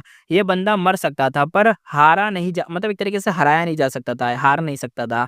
बाइनिमिंग चुप हो गई। फेंग युआन की विक्ट्री सीन याद करके कुछ बोल ही नहीं पाई। गेम में सिर्फ पर्पल माउंटेन ट्रू मोनार्क एकदम चिल्ला रहा था, अपने पैर चबा रहा है, चाट रहा है और चिल्ला रहा है। कुछ देर बाद वो चिल्लाना बंद करता है, उसका बॉडी हिलता है और धीरे-धीरे से वो खड़ा हो जाता है। आइस में क्लैरिटी वापस आती है। यिंगवुशी एक्साइटेड था, कहता है, लॉर्ड आप होश में आ गए क्या? वो तुरंत ही पास आया। पर्पल माउंटेन ट्रू मोनार्क ने अपना फोरहेड पकड़ा। वो कहता है, अपना पर्पल माउंटेन ट्रूमनाथ रिवर्स फ्लो रिवर में मैं बस एक पल के लिए अवेक हुआ था, पर अब कुछ वक्त तक स्टेबल हूँ। कितना टाइम बीत गया है, बैटल का क्या हुआ? यिंगवुशी ने बताया कि आधा महीना बीत चुका है। फेंग युआन नॉर्थर्न प्लेन्स छोड़कर ईस्टर्न सी चला गया। वहाँ उसका बेस है। बैटल अभी तक क्लियर नहीं हुआ। सेंट्रल कॉन्टिनेंट के गो इमोर्टल भागने लगे थे, पर शिहू ने चेस किया। उस वक्त एक इमोर्टल गो हाउस ऊपर से आया और दोनों साइड व्हाइट हेवन में लड़ने लग गए। पर्पल माउंटेन ट्रूमनाक ने सर हिलाया, कहा, सेंट्रल कॉन्टिनेंट के गो इमोर्टल हारेंगे। जायंट्स एंड इमोर्टल वनरेबल ने जब नॉर्थर्न प्लेन्स को अपना डोमेन बनाया था तो अरेंजमेंट्स जरूर किए होंगे। और देखा जाए तो अभी तक लॉन्गेविटी हेवन के रैंक 8 इमोर्टल ने अपीयरेंस भी नहीं दी है। यिंगवुशी कहता है, लॉर्ड अब हम क्या करें? वो रेडी था लीडरशिप वापस देने के लिए। पर्पल माउंटेन ट्रूमनाक कुछ बोलने ही वाला था कि केव में हवाएं चलने लगी और आवाज आने लग गई। वॉल्स पे लगी ग्रीन एरी फ्लेम्स एकदम से फ्लिकर करने लग गई, जैसे तेज स्टॉर्म लग रहा हो। पर्पल माउंटेन ट्रू मोनार्क कहता है, ये केव मैंने एस्केप के लिए बनाई थी। ये एरी फ्लेम्स एक नेचुरल गू फॉर्मेशन बनाती है जो अदर्स के डिडक्शन से बचाती है। जब मैं इंसेन था, एकदम पावरफुल था, ये फ्लेम्स कितनी बार फ्लिकर हुई या एकदम पागल हो गया था, कितनी बार हो गई? ये कहना चाह रहा है, जब मैं अपने जूते चबा रहा था, पैर चबा रहा था, तब कितनी बार फ्लिकर हुई थी? तो बाइनिमिंग ने कहा 100 107 टाइम या उससे भी ज़्यादा। यिंगवुशी कहता है, मुझे लगता है फेंग युआन के रिडक्शन अभी भी इनमें शामिल होंगे। उसका investigation killer move luck path के थ्रू हमारी लोकेशन तक पहुंच सकता है। इमॉर्टल प्राइमेसी के अंदर भी हाइड नहीं कर सकते हम, तो वो हमें फिर भी ढूंढ लेगा। पर्पल माउंटेन ट्रूमराक ने गहरी सांस ली, कहा, फेंग युआन वाकई हेवेंस विल का बना हुआ एक टूल है। ब्रेव है, टैलेंटेड है, विल पावर अनमैच्ड है भाई, कोई टक्कर में नहीं है। एक once in a 10,000 year genius है वो। शैडो सेट के लीडर के मुंह से फेंग युआन के लिए इतना बड़ा कॉम्प्लीमेंट, अब सब साइलेंट हो गए थे, लेकिन सब एग्री भी कर रहे थे इस चीज से। थोड़ा पॉज लेने के बाद पर्पल माउंटेन ट्रूमनार कहता है, अब हमारा नेक्स्ट स्टेप होगा फेंग युआन के साथ मतलब थोड़ा बहुत ट्रूस करना। सब शॉक हो गए, क्या ट्रूस करना, क्या ट्रूस? पर्पल माउंटेन ट्रूमनार्क ने उन्हें देखा और कामली बोला, इसमें सरप्राइज होने वाली क्या बात है? सिचुएशन में परफेक्टली मैं समझ रहा हूँ। और उसने एक्सप्लेन करना शुरू करा और सब कुछ जो यिंगवुशी ने इन्फो पाथ के ज़रिए उसे बताया था। और ट्रूस मिस नहीं समझे हो तो मैं ट्रूस का मतलब बताता हूँ। ट्रूस का मतलब होता है कुछ टाइम के लिए ना फाइट नहीं करना, फाइट को अवॉइड करना, पीस मेंटेन करना, शांति लाना। ये भाई कहना चाहता था अपना पर्पल माउंटेन। तो यही लोग कह रहे थे कि क्या पीस भाई, क्या पीस, क्या शांति। अब आगे देखते हैं। अभी के लिए शायद दोनों साइड लड़ना बंद कर देंगी। अंधेरी केव की स्टोन वॉल पे हल्की सी हरी ब्लू फ्लेम्स जल रही थी। ठंडी और एरी थी। पर्पल माउंटेन ट्रू मोनार्क, यिंगवुशी, बाइनिमिंग, हाई लाओलान वहां सब बैठे थे। अब स्टार्ट होने थी बातें। बातें शुरू होती हैं। बंदा कहता है, अपना ट्रू मोनार्क, तुम सब अभी यंग हो, एक्सपीरियंस कम है। हमारा बिगेस्ट एनिमी फेंग युआन नहीं, हेवनली कोर्ट है। उसने यिंगवुशी की तरफ देखा, कहा, तुम्हें लगता है हमारी मेन बॉडी के सोल रेस्क्यू करना इजी होगा? साउथर्न बॉर्डर में जो रेस्क्यू करना मतलब इजी लगता है तुम्हें? साउथर्न बॉर्डर में जो सुपर गु फॉर्मेशन है ना, वो जायंट ड्रीम रेलम है। इन दोनों में हेवनली कोर्ट इंटरफेयर करेगा, जैसे यीतियान माउंटेन पर हुआ था या स्नोई माउंटेन ब्लेस लैंड में जब मा होंगिन बचाने को वो लोग आए थे, याद होगा तुम्हें। यिंगवुशी आगे कहता है, मतलब यिंगवुशी कहता है, सॉरी, पर्पल माउंटेन ट्रूमनाक ने तो बोल दिया। यिंगवुशी जवाब देते हुए कहता है, लॉर्ड मैंने सोचा था, पर हमारी मेन बॉडी डेंजर में है। ड्रीम रेलम उसे खा रहा है, इसलिए मैं थोड़ा एंग्ज़ायटी में था। ट्रू मोनार्क कहता है इसलिए हमें फेंग युआन के साथ कोऑपरेट करना होगा। फिर उसने कामली समझाया, कहता है देखो पहला, फेंग युआन की पावर अब एक रैंक 8 लेवल तक पहुँच चुकी है, ठीक है? दूसरा, वो पूरे एक तरीके से पूरा का पूरा एकदम पूरा प्योर अदरवर्ल्डली डीमन है। डीमन जजमेंट बोर्ड पे लिस्टेड भी है, हेवनली कोड का कॉमन एनिमी है। तीसरा, कॉर्पोरेशन दोनों के लिए विन-विन होगा। हमारे पास रिसोर्स हैं, उसके पास ड्रीम रैव मतलब वो जो ड्रीम रैवल कर सकता है, वो अनरावल ड्रीम सुना था ना इसका खतरनाक वाला फेंगयुआन का मूव, अनरावल ड्रीम वो वाला सीन। तो वो कह रहा है कि फेंगयुआन के पास समझ है ज़्यादा, ड्रीम रेलम की समझ फेंगयुआन को ज़्यादा है। वो हमें हेल्प कर सकता है हमारी मेन बॉडी की जो सोल है ना, मेन बॉडी की सोल को वापस लाने में, समझो। यिंग वुशी ने डीप सोच में थोड़ा-सा पड़ गया। वो कहता है पर फेंगयुआन बहुत ही चालाक और डेंजरस है। वो हमें सबसे बड़ा थ्रेट तो वो हमें ही मानता है ना। रिवर्स फ्लो रिवर का लॉर्ड भी बन चुका है, रैंक 8 तक टक्कर भी ले सकता है। उसके लिए तो कॉर्पोरेशन मुश्किल है। हम उससे ऐसा क्या दें कि वो मतलब हमसे कॉर्पोरेट करे, साथ में एनिमी भी ना रहे और ऊपर से कोई स्कीम ना चले। ट्रू मोनार्क ने सर हिलाया, कहा तुम सही कह रहे हो, पर क्या तुम्हें पता है सवेनियर इमॉर्टल बॉडी का बिगेस्ट फ्लॉ क्या है? यंगुशी कहता है आपका मतलब नॉन कॉन्फ्लिक्टिंग दाओमाक्स जो आपस में मतलब जो दाओमाक आपस में लड़ते नहीं है। ट्रू मोनार्क कहता है नहीं, वो तो सबसे बड़ा एडवांटेज है, मैं बात कर रहा हूँ हिडन प्रॉब्लम की। तो यंगुशी कहता है हिडन प्रॉब्लम? ट्रू मोनार्क कहता है हाँ, हमारा ओरिजिनल प्लान था रैंक 7 सवेनियर इमॉर्टल फटेज को रिफाइन करना जो परफेक्ट होता, पर हम सिर्फ रैंक 9 वर्जन बना पाए। उसमें एक मेजर फ्लॉ है, अभी तक वो फ्लॉ शो नहीं हुआ, यानी वो दिक्कत अभी दिखी नहीं है, पर एक दिन वो फेंगयुआन को मजबूर करेगा हमसे डील करने पर। सवेनियर इमॉर्टल बॉडी में एक बड़ा फ्लॉ था, लेकिन ट्रू मोनार्क ने उसका एग्जैक्ट डिटेल नहीं बताया। दिल में सोचता रहा, स्ट्रेंज, हमारी सेक्ट ने वो को रिफाइन इतनी जल्दी में क्यों किया? क्या मजबूरी थी मेन बॉडी की? लगता है मुझे रिवर ऑफ टाइम में खुद जाना होगा और फेंगयुआन से कॉन्टैक्ट भी करना होगा। अब देखते हैं आगे। ईस्टर्न सी में फेंगयुआन व्हाइट क्लाउड के बीच फ्लाई कर रहा था। डायरेक्शन क्या थी? साउथर्न बॉर्डर जाना। अचानक एक्सप्रेशन चेंज हुआ। वो कहता है अबे अगेन हो रहा है। उसने फील किया कि डार्क लिमिट इमॉर्टल गू की जो पावर थी रैपिडली कंज्यूम हो रही थी, मतलब कोई ग्रेट एक्सपर्ट उस पर डिडक्शन कर रहा था। फेंगयुआन ने तुरंत ही अपना इमॉर्टल प्राइमेसी में छुप गया ताकि डिडक्शन ब्लॉक हो जाए। एक हैवी सांस लेकर कहता है रिवर्स फ्लो रिवर बैटल के बाद सब मुझे डिड्यूस कर रहे हैं। ल्यू गुआंगी का नाम हर रीजन में मशहूर हो गया है, लेकिन ल्यू गुआंगी उसका फेक नेम था, असली में तो वो खुद पेंगुआन था। Even with a dark limit मुझे बार-बार रुकना पड़ता है। 500-400 बार रिडक्शन तो फ़िर मैं ऐसे ही कर चुका हूँ। इसी वजह से उसकी जर्नी स्लो हो गई थी। नॉर्मली अब तक साउथर्न बॉर्डर पहुँच जाता, लेकिन क्या हुआ डार्क लिमिट बार-बार यूज़ हो रहा है, भाई को बार-बार अंदर जाना पड़ रहा है, बाहर आना पड़ रहा है, इसी में हो गया था। थोड़ा वो हँसकर कहता है, पर ये तो एक्सपेक्टेड था। अब मैं लोगों के लिए फेंग जूजे के बराबर हो गया। फेंगयुओ ने डिसाइड किया, मुझे एक नया इमॉर्टल किलर मूव बनाना ही पड़ेगा जो डिडक्शन को ब्लॉक करे, पर ये ईज़ी नहीं होगा क्योंकि डार्क लिमिट डार्क पाथ गू है और मेरा जो डार्क पाथ का अटेनमेंट है वो काफ़ी लो है। जब वो डिडक्शन से बच ही रहा था, फेंग युआन ने अपना इमॉर्टल प्राइमेसी चेक करा। 5 रीजन्स, 9 हेवंस, सब कुछ इतना बड़ा था कि नॉर्मल लोग इमेजिन भी नहीं कर सकते थे। 4 लाख किलोमीटर्स को ऐसे भी बढ़ा। अब उसे मतलब और ज़्यादा स्पेस भी बढ़ रहा था। धीरे-धीरे वो स्पेस भी ज़्यादा हो रहा था। रीज़न सिंपल था। फेंग युआन ने रिसेंटली बहुत सारे गू इमॉर्टल को मारा था, उनके इमॉर्टल प्राइमेसी को एब्ज़ॉर्ब करा था। सवेनियर इमॉर्टल बॉडी की स्पेशल ट्रेड की वजह से वो दूसरे लोगों के ब्लेसलैंड और दामाक को पूरी तरीके से मतलब एब्ज़ॉर्ब कर सकता था बिना वेस्ट हुए। इन सब में से उसके प्राइमेसी में अलग-अलग यूनिक ज़ोन बने थे, जिसमें से हर लैंड स्पीड हर जगह को मैनेज करती थी। छोटे-छोटी जगहों को मैनेज भी कर लेती थी। फेंगयुआन सोचता हुआ कहता है, स्पेस, पाथ, रिसोर्स मेरे पास इतने हैं कि मुझे यूज़ करने का भी टाइम नहीं मिलता। बाकी कोई इमॉर्टल अपना प्राइमेसी बड़ा करने में जान लगाते हैं और मेरे पास तो ऑलरेडी इतना बड़ा स्पेस है। इस पे वो सैटिस्फाई था, लेकिन टाइम पाथ रिसोर्स देखकर उसका मूड डाउन हो गया। पहले उसके प्राइमेसी का टाइम रेट 160 था, एकदम अनबीटेबल। अब वो नॉर्मल से भी कम हो गया था। रीज़न था अपने ट्रिब्यूलेशन डिले करने के लिए फेंगयुआन ने हाई फैन की इनहेरिटेंस से टाइम को इंटेंशनली स्लो कर दिया था। अब उसके पास टाइम पाथ रिसोर्स कम थे, इसलिए इमॉर्टल एसेंस प्रोडक्शन और बाकी रिसोर्स अब स्लो हो गए थे। उसने मिनी सेंट्रल कॉन्टिनेंट का इंस्पेक्शन किया।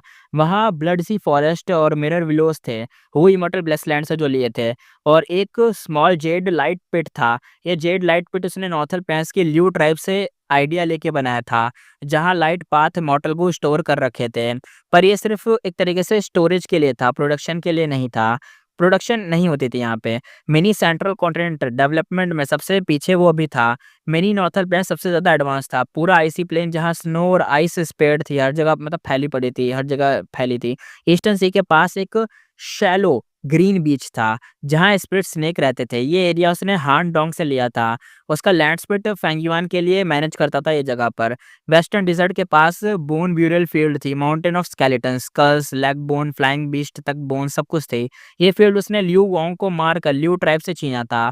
इससे वो बोन पाथ गोवर्म्स जनरेट कर सकता था। पर उसे पता था कि मेरे बोन ब्यूरल फील्ड में बोन्स तो हैं, पर दाओमाक ओरिजिनल जैसे नहीं है। लियू ट्राइब चाहे तो अपना नया बना सकते हैं, पर पुरानी लेवल पे लाने में उन्हें बहुत ही रिसोर्स लगेंगे।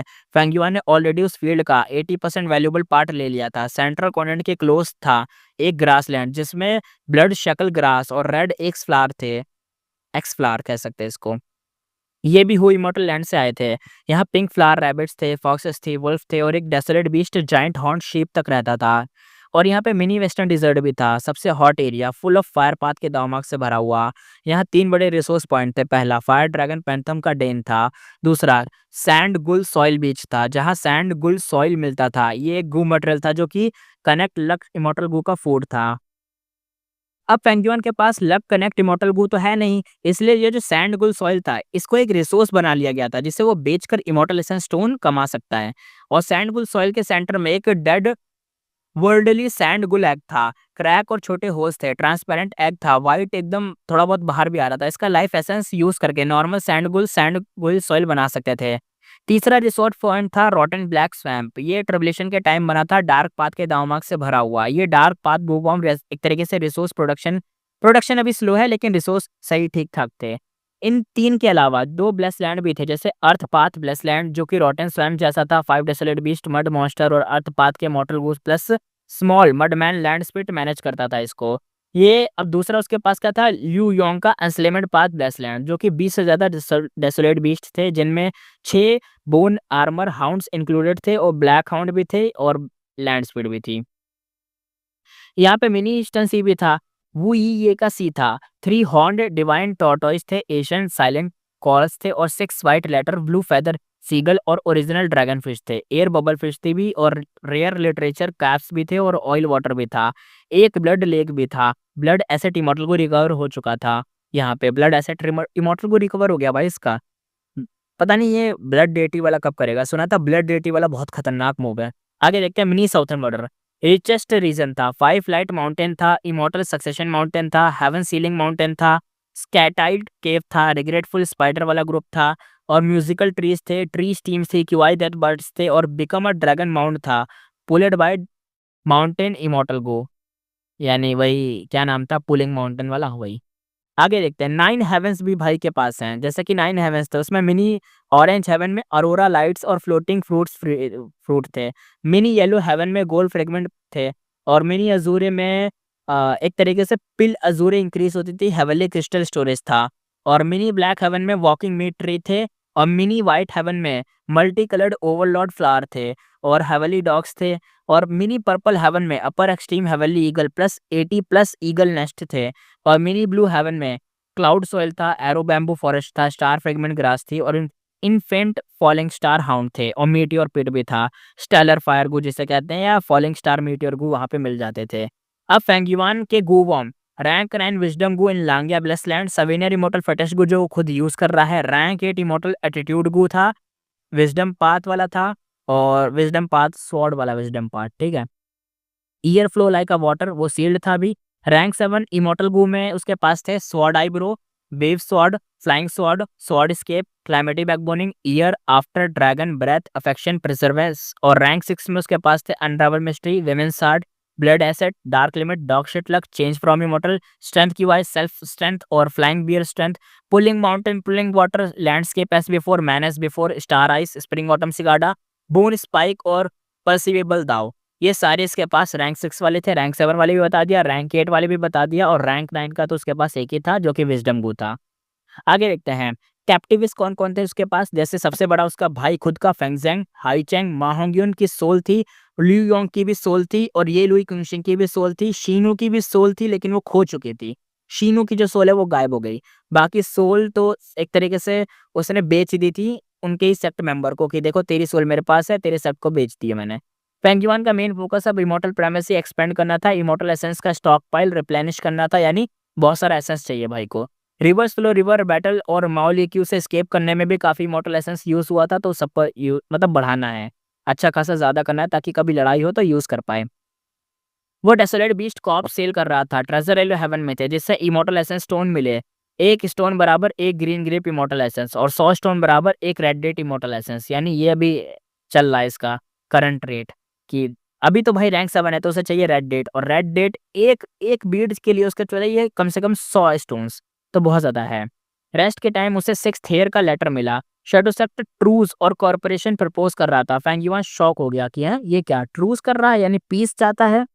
फेंग युआन यहाँ पे भी सोच में डूबा हुआ था। शैडो सेक्ट का लेटर उसके लिए अनएक्सपेक्टेड था, लेकिन लॉजिकली समझ में भी आया था कि हाँ, ऐसा तो होना ही था। रिवर्स फ्लो रिवर बैटल के बाद फेंग युआन का बैटल स्ट्रेंथ बहुत ज़्यादा बढ़ गया। अब वो एक तरीके से स्ट्रॉन्गेस्ट था, अंडर रैंक 8 के लेवल पे मतलब आ चुका था।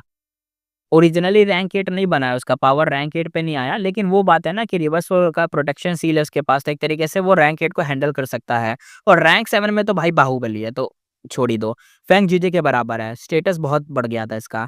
पहले भी उससे कुछ लेटर्स मिले थे, जैसे चूडू का पोलाइट लेटर, कांग्रेचुलेटिंग वाला, अपनी सिचुएशन बता रहा था कि 3 क्रेश डीमन एसेंट्रिक ने भी इनवाइट किया है क्रेश डीमन केव में, लॉन्गेविटी हेवन अरेस्ट वारंट लगाए गए हैं, लेकिन लियू और ये ट्राइब अब थोड़ा डर गए हैं, तो फेंग युआन मतलब उसको दिक्कत नहीं होगी फेंग युआन को, क्योंकि वो डर गए ना, उन्हें भी पता चल गया होगा कि फेंग युआन की पावर फेंग जीजे के बराबर हो गई है।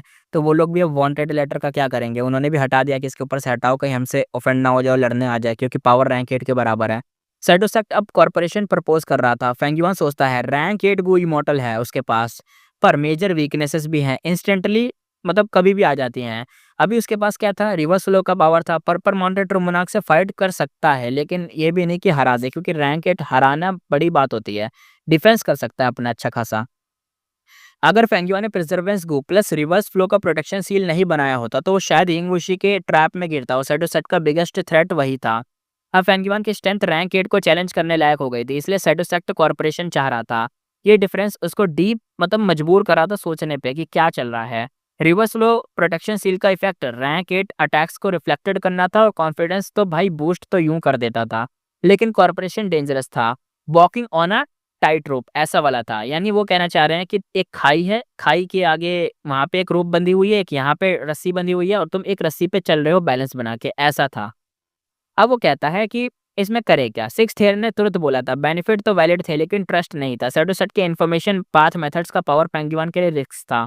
पेंगुइन ने प्रोब लेटर भेजा, कंडीशन थी give me attitude go if corporation. Attitude go अभी बोरोड था फ्रॉम हाई लवलन और डेडलाइन नियर थी। Legendary support go mental energy से यूज होता था, ह्यूज हेल्प थी, without it immortal colour move weekend हो जाता, एक्सपोजर का रिस्क बढ़ जाता। यानी भाई कहना चाह रहा है कि देखो, एटीट्यूड गो एक एग्रीमेंट की वजह से फेंगयुआन के पास था, और बिना एग्रीमेंट पूरा हुए हाई लौलान उसे ले नहीं सकती। तो अब एग्रीमेंट पूरा हो जाएगा तो फेंगयुआन को उसे देना ही पड़ेगा, लेकिन भाई चाह रहा है कि वो मुझे दे ही दे। अब तुम सोच रहे होगे क्यों दे दे, क्या रीज़न है? तो रीज़न ये है कि भाई डार्क लिमिट वाला जो तुम जानते हो ना, अब देखो एटीट्यूड गो, फेमिलियर फेस, इन सब का यूज़ कर गई तो भाई अपने आप को छुपाता है जैसे-तैसे, अपने आप को मतलब चेंज करता है, वो करता है, कहीं न कहीं देखो काम आता है, लेकिन अब नहीं होगा एटीट्यूड गो तो दिक्कत आ जाएगी, इसलिए फेंगयुआन अब होपफुल हुआ डार्क लिमिट इमॉर्टल गो से इफेक्ट इंक्रीज़ करने पर, क्योंकि अब देखो डार्क लिमिट इमॉर्टल गो का इफेक्ट इंक्रीज़ करना है, हो सकता है एटीट्यूड गो काम आ जाए, हो सकता है कोई और सा गो काम आ जाए, लेकिन एटीट्यूड गो अभी भी बहुत ज़रूरत थी। हर जगह उसे एटीट्यूड गो काम ही आता है, अपना चेंज-वेंज करने के लिए उसको, इसलिए। इमॉर्टल प्राइमेसी में स्टोर वहाँ पे किया हुआ था उसने डार्क लिमिट इमॉर्टल को, साउथ वेस्ट की तरफ भाई अब चलने लग गया था। यानी अब देखते हैं कि साउथ वेस्ट में क्या होगा, या तो वो कॉर्पोरेशन करेगा, या तो जाने दो साउथर्न बॉर्डर ही जाना है और वहाँ पे ड्रीम इलेवन को एक्सप्लोर करना है, क्योंकि भाई वहाँ पे वो एक बंदे को अपनी जगह पे रख के आया है और खुद वहाँ पे अच्छा खासा एक्सप्लोर कर रहा था। सीन यहाँ पे शिफ्ट होता है, सीन दिखाया जाता है सेंट्रल कॉन्टिनेंट हेवनली कोर्ट। फेरी ज़ीवी हॉल के अंदर, फेरी ज़ीवी एकदम आराम से बैठी है, अपने इमोटो क्लियर मूव को यूज़ कर रही थी। उसका पूरा बॉडी हर पोस्ट से ना जितने भी मतलब छेद-वेद है, नाक-वाक, कान-वान हर जगह से ना पर्पल स्मोक निकल रहा था, और वो विज़डम पाथ मेथड यूज़ कर रही थी डिड्यूस करने के लिए। थोड़ी देर में फेरी ज़ीवी का फोरहेड एकदम भाई पसीने में भर गया। उसने अपनी आँखें खोली। फेरी ज़ीवी कहती है मैंने ऑलरेडी 7 क्लियर मूव यूज़ कर लिए हैं, लेकिन हमारी गो इमोर्टल का लोकेशन डिड्यूस नहीं कर पाई। पेरिज़िवी अब साँस छोड़ दिया उसने। सेंट्रल कॉर्नेट के गुइमोटल नॉर्थल पैस पे अटैक कर रहे थे। रिवर्स फ्लो रिवर के बैटल के बाद पेंगुइन का जो सीन था भाई वो तो फ्लाई करके उड़ गया। Central cornet old ancestor Shiho और लॉन्गेविटी हेवन के साथ इंटेंस बैटल में भी थी। सेंट्रल कॉर्नेट को मतलब उनको रेनफोर्स करने के लिए भेजना चाहती थी, हेल्प भेजना चाहती थी, लेकिन फर्स्ट बैच के सेंट्रल कॉन्टिनेंट के गो इमॉर्टल ब्लैक हेवन में मिसिंग हो गए, यानी गायब ही हो गए। तो फिर क्या करें?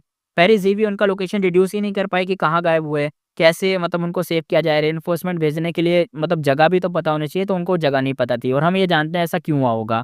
क्योंकि भाई ये जो ब्लैक हेवन है और व्हाइट हेवन है, इसके कंट्रोल में कौन है? लॉन्गेविटी हेवन भाई इनको कंट्रोल करता है। कैसे? क्योंकि उसके पास है वो पैलेस कंट्रोल करने वाला, इसलिए। तो वो हो सकता है वहीं से गायब हुए होंगे। जहाँ तक मेरा अंदाज़ा तो यही है, क्योंकि इसमें तो लिखा नहीं, लेकिन हमें तो पता है क्या हुआ होगा।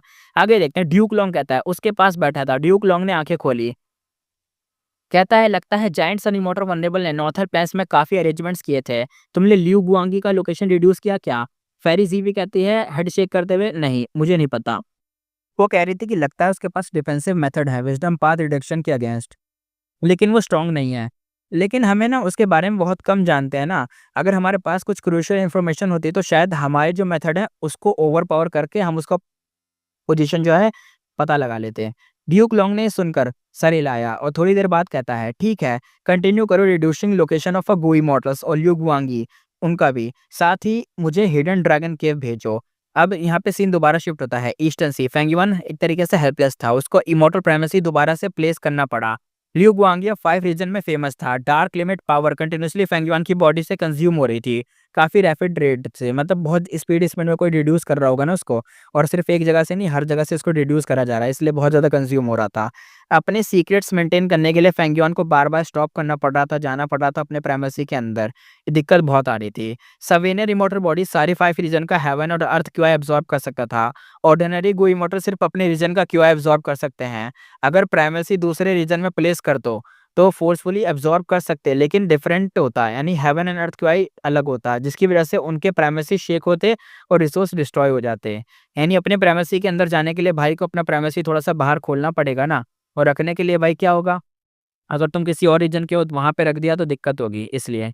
अभी सवेनियर इमॉर्टल प्राइमेसी में बहुत सारे रिसोर्स थे, सारे में मतलब इतने सारे थे कि क्या बताएँ, सारे में ना अगर कुछ दिक्कत होती तो डिस्ट्रॉय हो जाते बहुत सारे, लेकिन desolate beast, Asian desolate beast भी हैं, तो दिक्कत कहीं न कहीं आती।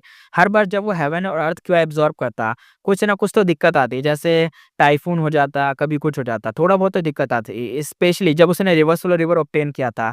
ये scheduled domain of heaven and earth का हेवी बर्डन इमॉर्टल प्राइमेसी पे पड़ रहा था।